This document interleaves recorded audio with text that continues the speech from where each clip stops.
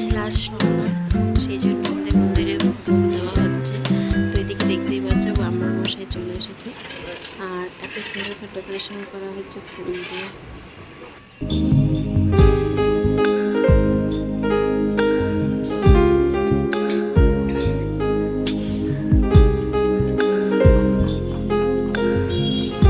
বিশাল আসিস না।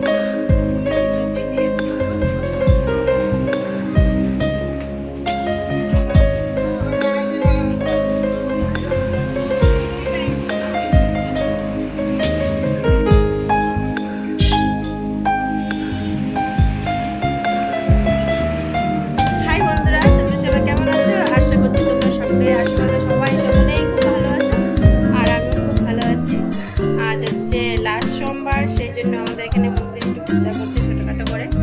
তো আজকের ব্লগটা আমি তোমাদেরকে সেটাই শেয়ার করব। তো সকালে তো ব্রাহ্মণ মশাই এসেছিলো, তারপরে তোমাদের একটু ভালো করে দেখাতে পারিনি।